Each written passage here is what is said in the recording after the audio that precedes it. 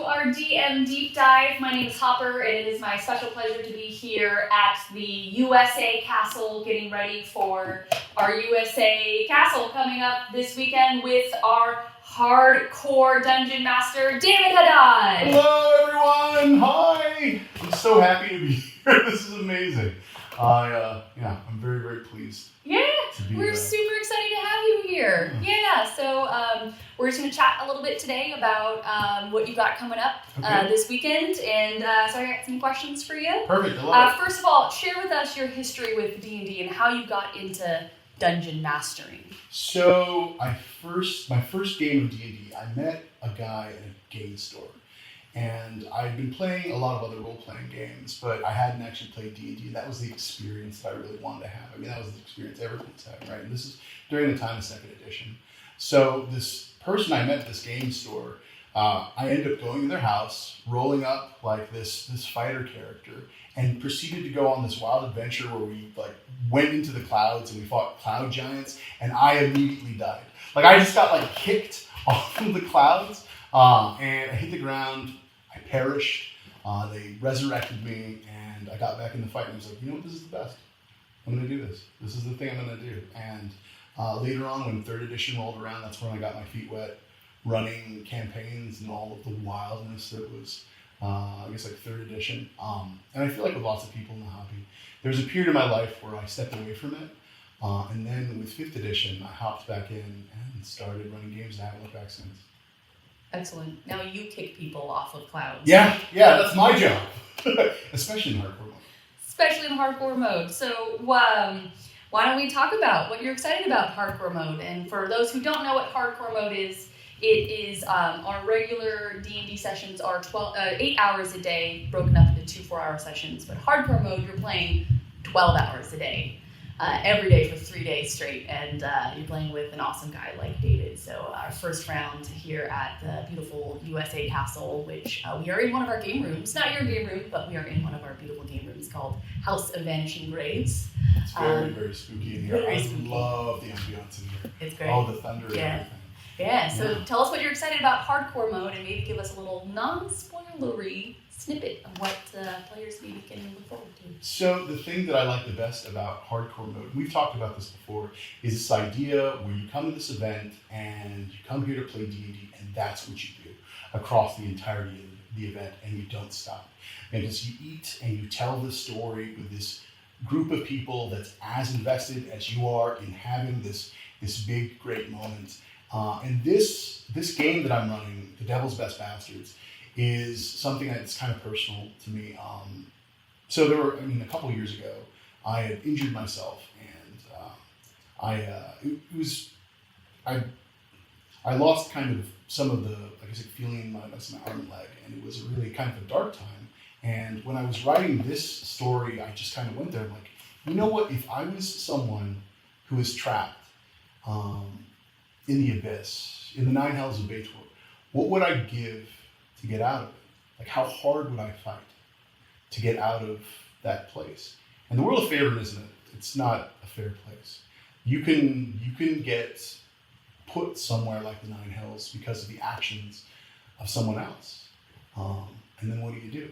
So this story is really about answering like that question. Like, you're put in this hard situation. How do you get out? And I'm interested in seeing how my players are going to answer that. Beautiful.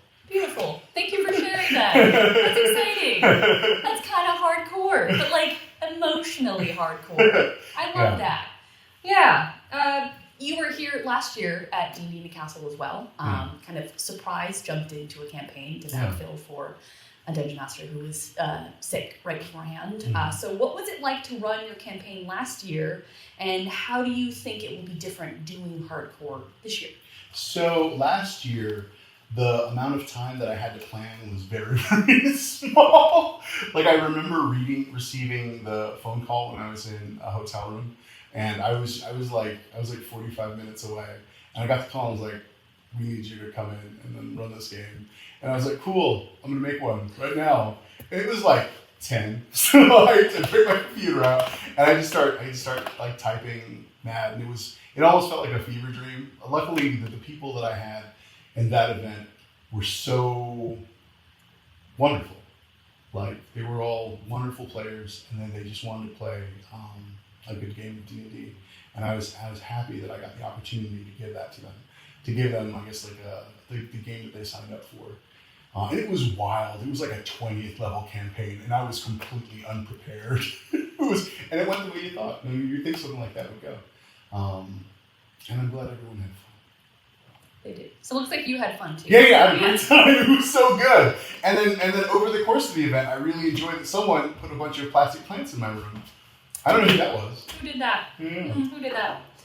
So how do you think it'll be different from this year for your hardcore mode? I think this year, certainly there are, I guess, more players, and we'll have a lot more time to develop the story. I was a regular campaign last time, so it was only 8 hours a day.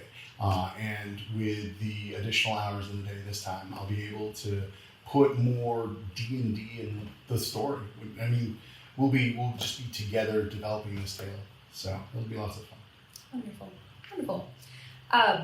How at D&D in a Castle and hardcore mode in particular, how does that enable you to achieve your goals as a dungeon master?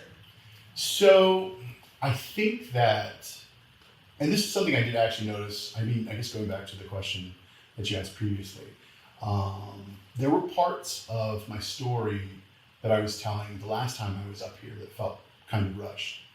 I had to take extra time.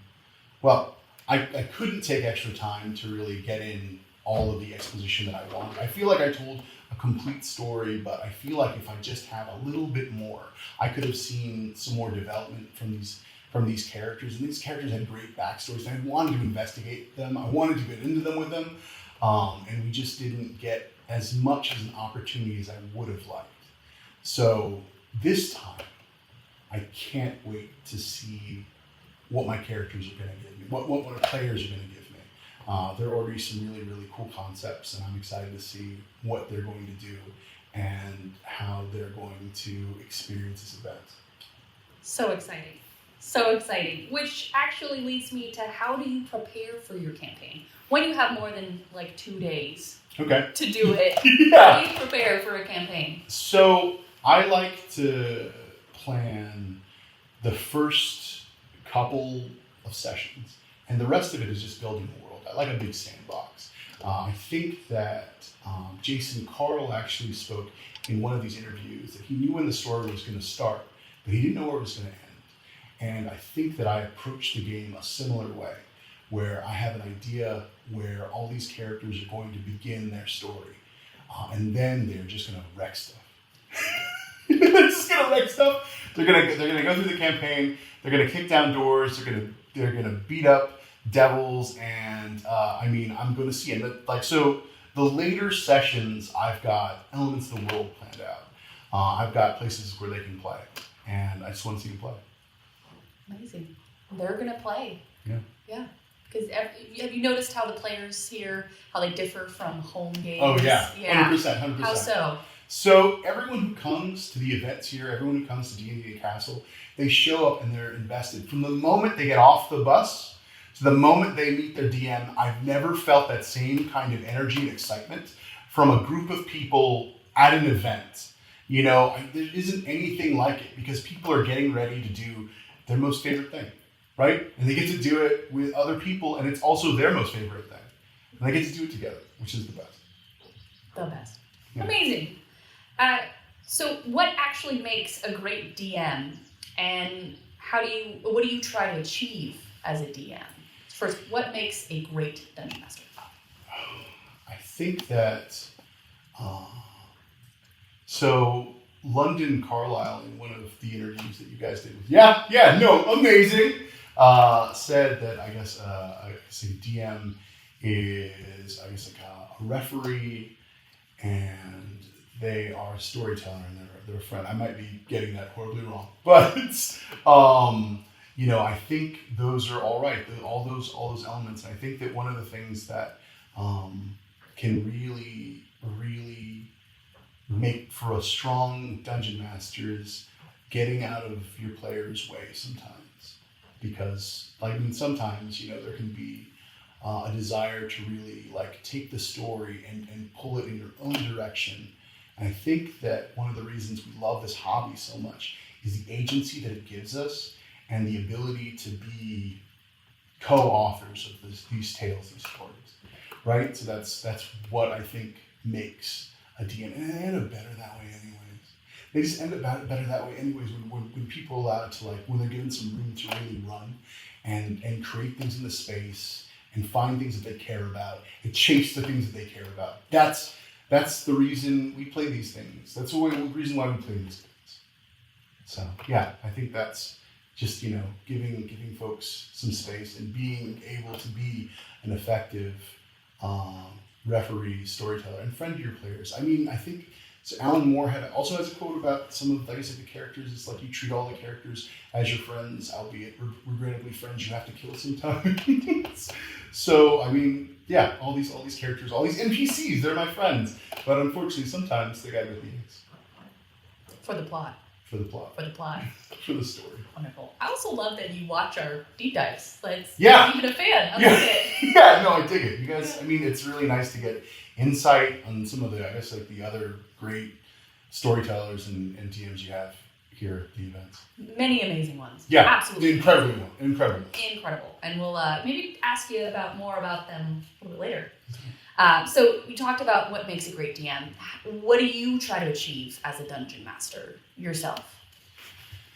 So I want to make sure that we have like a big, exciting, like beginning to the story. I want to make sure that I have I put enough energy into the space that everyone's, like I said, reacting. They're all excited. They're all engaged with the space. And I like to, I guess, like pace and check in with my players' engagement. I think that that's one of the things that I really try to pay attention to is how engaged my players are in the narrative and what's going on. And if they stop being engaged, I like to throw a little dynamite in the mix. And that's something that I think that I picked up from one of the interviews with B.J. Walters, where he talks about, I mean, his storytelling style is he likes to, I guess, like see what's going on, throw a little dynamite and see what happens, right? And I kind of like to do the same thing.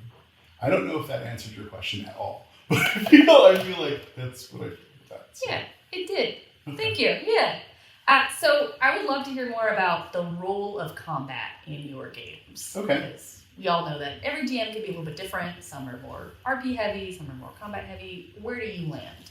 So I think that combat's a really important part of the dance of like storytelling in Dungeons and Dragons. Like I think that it really showcases the struggle that your characters are going into. And also, I mean, it's like super fun, right? And I like to make it big. I like to make it really, really big. I like these big narrative moments. I'm certainly someone who goes 100% with the rule of cool. I want you moving in 3 dimensions of space. I want you climbing up the enemies. I want you doing all the things that you would like want to do to make this fight and this combat feel as visceral as possible. I think that combat's it's really important, and I think that you want to have enough of it in that it balances like the role play moments. Especially, I mean, with this story that I'm trying to tell, there are moments that are going to be heavy, right? And I think that you need to like in combat, you know, tension happens in combat, but sometimes combat is a tension release, right? It takes those moments where, you know, we're kind of like caught up in the middle of the story, and it allows us to, I don't know, get a break from the heavy stuff, right? We just swing heavy things and, you know, beat bad guys up, and then we can get back to it afterwards. Yeah. That reminds me a bit of, I think I saw that last year when I walked into your last day. It was like your last session. I walk in before your last session started, and you had this setup of, it was not just only your table, but you had like chairs around the room with like more mini setup. So tell us about that last fight and like how that kind of plays into your style. So it was, I mean, a real, I guess, like dire situation. It's like the characters were making their way through like the astral plane. They were like riding on an asteroid, and I really wanted to take the action off of the table, but I still wanted it to be tactical. I still wanted the characters to have to engage with ranges of movement and all of that. So I had this last minute idea of like putting the trains on chairs, and then every couple of moments having those chairs maneuver around the space, so characters would have to time when they would go from one area of the room to another area of the room. It was a really, really cool experience. I thought it was neat. I really liked building and utilizing all of the space. I want to do that again this year, maybe. No spoilers, but I've got some plans. Yeah, you can climb up to the tower, right? Yeah. It's cool. Yeah. Like everyone, we're just gonna get them all on the steps. Yeah. There's some stuff that's gonna happen at the beginning. I'm just gonna be quiet about it. We won't spoil anything. Yeah. I would love to hear more about your players. Just a bit idea of what kind of player you have at your table. What do they like? What do you think drew them to hardcore mode? So let's start with, tell us a little bit about just kind of the general sense of your players. So what's neat is I think I have a mix between veteran players and new players. And I've got a player who's playing a character, and they've played through multiple castle events. They were at the girls' night, right? Yeah. And they're playing that same character in line. That character is like coming to my story, and they're building this legend for this for this character by going to castle events. I've got other like veteran characters that have played in like Mike Tinney's game and B. Dave Walsh's game, and now they're coming to my game. And they're people that have sampled some of the other dungeon masters that are on this event. And I've got some newer players as well that are a little bit more quiet. I'm really excited to see what they're going to bring to the mix, like that energy. And I've got one player in particular, and don't know who they are, that is going to be a really, really fun time. You know who you are, I guess. Yeah. No, I'm excited. Everyone. So there have been a lot of people engaged in giving me, I guess, like information on their backstory and how their characters have come to the house, and I guess like what ended up bringing them to space. So, and I'm excited to explore all of that. Amazing, awesome. What do you think drew them to hardcore? I think they just like playing a lot of Dungeons and Dragons. I think that they want to have this big sprawling adventure, and that's what hardcore mode gives you the opportunity to experience. You get the opportunity to play as much D&D as you can play with folks that want to play that much D&D over the course of several days. So it's just, I think I've got some. I'm really lucky because I have some folks that really love D&D, and hardcore mode affords you the opportunity to play a bunch of it. Yeah, 12 hours a day. Yeah, so it's a bunch. It's gonna be good. Do you think hardcore is only for people who want to play like a hardcore game of D&D, like people who've been in it a long time? So, I think that hardcore mode just gives you the opportunity to play more D&D. I think that certainly there isn't anything that's like a really, as much as I kind of tooled some things, so it's like the devil's best bastards, and it's gonna, it sounds really dangerous. I don't want it to be like, oh, this is like a really like macho aggressive game. This is going to be a game that, people are going to explore their characters, and they'll have the time to explore their characters. They'll have the time to, I guess, like get into their characters' backstories and really chew scenery with one another in between fighting devils and doing all kinds of acts of daring do across the Nine Hells. Amazing. Just squeeze it in. Yeah. So how did you get into D&D in a castle? I think this is a great story, and share how you got here with us. So there are a couple of wildlife events that I won't get into here, but I showed up at this bar in Atlanta, Georgia, called the Independent, and there one of the other DMs, Mike Tinney, was advertising a D&D weekends event. And I just heard him talking about it, and I couldn't stop thinking about it after he talked about it. Like he had seats that were available, and that we could sign up for it. We would go, and we would get to play with, B. Dave Walters, and I got home, and I think I woke up in the middle of the night, and I talked to my wife, and I'm like, yeah, I think I'm going to do that. Like I think I'm going to go to that. And she was cool with it. And as I went, we played, I guess, like a great session. One of the players from that game, I still play with now. At the end of that event, I was like, I want to be a part of this. I don't care. Like I want to do whatever it takes to be a part of this event and work with folks that create these sort of experiences for people. Because I mean, you just add light to the world, right? Like you get to take the time to, I guess, like, again, get these people together and then just give them a whole several days of happiness, right? And I think that there's nothing better than that. Amazing. So then, how did you get here? Oh yeah, on this castle down. Yeah. Beautiful. Yeah. So I volunteered for the event.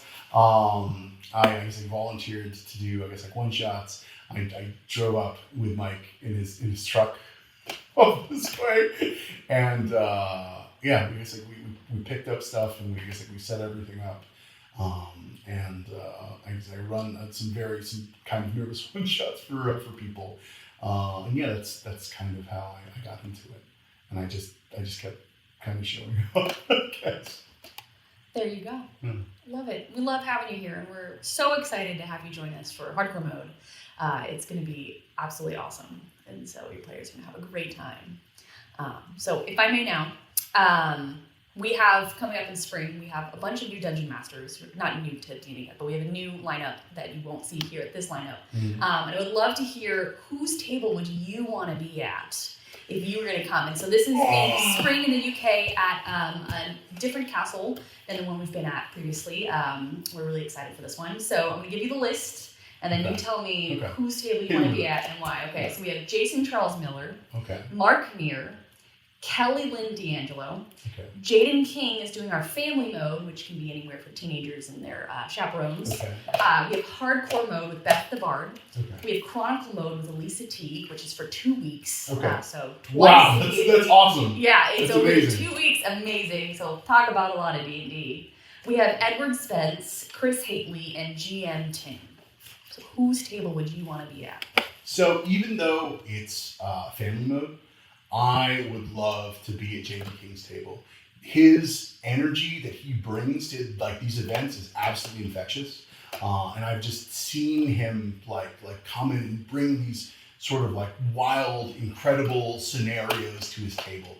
And I've heard the stories about them. While when the players talk about them, like I guess whenever we're eating dinner, I like to kind of listen in on what's going on in the other campaigns, and they just talk about it with a particular kind of awe. I think I want to be part of that experience.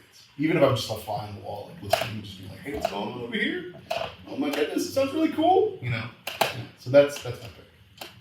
Okay, we have a lot of different DM styles. Yeah. You kind of see, right? Like, yeah, talk about maybe a bit about like what you've seen and the difference of DMs and what players can expect. And like the different kind of experiences you can get playing at different tables. I mean, you've got storytellers like B. Dave Walters, who's going to take you on a level 20 campaign that's going to span the entirety of the planes, right? He's going to take you from one end of this epic experience to the other end of this epic experience. You've got folks that are absolute technical tacticians, like Mike Tinney, who have the ability to, I guess, really, really hone in and craft incredible encounters that challenge you, right? That are just so that challenge you because they're so incredibly challenging. You've got Lisa Teague who brings like so much to the event, so many puzzles, like so many, I guess, beautiful like statues and figurines. You've got wonderful narrative storytellers.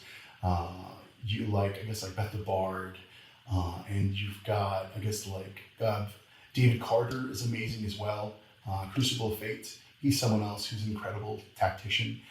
He's someone who I would love to share a table with sometimes because he would murder me. Like, no doubt. Like, but I mean, it would be a fun. It's a great time. There's so many wonderful, I guess, narrative storytellers. There's so many, I guess, storytellers that are so good at crafting specific, bespoke experiences for the people that attend the event. These set pieces that you're just not going to get in other games. And one of the wonderful things is once you're in a game like that, it sparks your imagination so powerfully because you can see like where these people can take the game, right? Like, and what they can do with it, and what you can do with it once you have like some of that information. So amazing, awesome. Well, I wanted to ask you if I were a player who didn't know which DM to be with or which campaign. Like, if I were to come to you and say, "Who should I join?" What advice would you give me if I just can't pick? B-Day Walters. Okay. It was my first experience. Yeah. I mean, it was a great time. Great. I feel like I a lot of my storytelling style, I feel like, is influenced by the things that B-Dave does in his narratives, and I think that he's just a great storyteller. And I think that he's a great introduction to these events, because you just have like a wild epic experience. And then you can, I mean, like from there you can kind of pick and choose, right? Like you can kind of like think, oh, I want something that's a little bit more like, I guess like what the energy that like Jaden brings. Like that's something that I want to experience. Oh, I want to experience something that's going to be like a longer game. You go into like chronicle mode, right, where you've got 2 weeks of game, right? Like I was hearing about Mike Tinney's Immortals game. And that, heavy game. Just the idea of playing all of these different immortals over this period of time, and just experiencing that, it just sounded so cool, right? But there's just so many different and skilled storytellers that are on the staff here that you could like be introduced to and find the one that speaks to you and that you would want to play games with. Yeah. I really feel like you can't pick wrong. Yeah, Any table you pick is going to be an epic time. It's going to be the best. Yeah, because we're just playing D&D. The people who, like you said, want to play D&D and are here for that. Amazing. Thank you. You've helped me narrow down my choices. Let's start with you, Dave. Yeah. Loved it. Okay, we have a couple minutes left. I would love to give you some rapid fire questions so we can kind of get into the bit of the mind of David and I. All right, you ready? If I'm going to change this one up because we talked about this today. If you could be one D&D spell in life, what would it be? I'd be Spirit Guardians. Why? Because I like the idea of like kind of protecting folks. I know it's weird, but I like being summoned up and being I guess like this collection of like ancestor spirits, or I guess like spirits of deity, like swirling around you, keeping you safe and keeping evil at bay. All right, let's go. Let's keep going. Excellent. All right. Which D&D setting would you like to visit on holiday? On holiday, I would like to go to Waterdeep because it's fantasy New York and it's super cool. And there's like a super I guess like neat Undercity. Yeah, I'd love to go there. Go get drinks, hang out with I guess like the folks in the Yawning Portal. Buy some magic stuff because there's magic stuff everywhere. In like I guess like go to like the seedy part of the docks, get drunk, hang out. Yeah, certainly. Excellent. Which class of character do you have the most in common with? Oh no! I didn't ask you this one already. No, you didn't do that. No, I think Barbarian.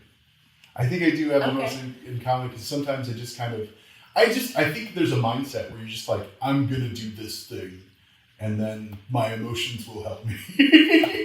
So yeah, I think I'm someone who ends up getting kind of like I guess like fueled by my emotions. These are the things that I guess I call on for my strength and ability to kind of push myself forward in life. So I think that Barbarian probably won, and yeah, that's a fun one. That's the one I'm gonna pick. So that's the one I play all the time. So I like I guess like just the straightforwardness and I guess like the different things. Barbarians. 2024 Barbarians are amazing too. Like I love all the changes. I got so much rage now. So much rage. I guess I didn't really say that like I was angry. That's okay. So much rage. So much rage. What is your favorite snack to eat while playing D&D? Popcorn. Why? I like popcorn. Love it. I just love popcorn. Popcorn's easy. Yeah. Great. Big bags of it. Last, what are you most excited about for this upcoming weekend? I am the most excited about exploring the backstories of these characters and seeing what they're going to do to the encounters that I have and the enemies that they're going to face. I can't wait to take people on an amazing adventure, and I want to see what they do with it. Amazing. I'm excited to hear about it. Yeah. In a few moments, we get to see your players when you're not playing D&D. Yeah. So thank you so much for joining us today. It is a pleasure to have you on site, and you are actually one of the hands that make this event possible and all the hard work you do. So not only are you dungeon mastering, but you're just here being an awesome dude and helping us out. So we thank you so much for that. Where can people find you online? If people want to learn more about you, you can obviously go on to our website at dndcastle.com/dungeon-masters and find your page to learn more about your play style. But where can people find you? So if you're obviously looking to see kind of the way I run games or some of the folks I play games with, you can find me at Big Bad Dungeon on YouTube or bigbaddungeon.com. So yeah, if you're looking for me, you can find me there. That's the best place. Excellent. Well, I would love it if you could invite us out, invite future players of yours, or invite people to just come to D&D in a castle. So give everybody a nice warm welcome to join us here at D&D in a castle and any one of our events, and that will just take us right on out. Cool. So if you have the opportunity, if you find your life has put you in the right place, you should certainly come to D&D in a castle. If you love D&D, this is the place to find people to play Dungeons & Dragons with. It's a wonderful experience. It's something that you won't regret. I hope you take this opportunity to come play with us. Awesome. All right, we will see you guys next time here, and hopefully we'll see you soon. Bye. Bye now.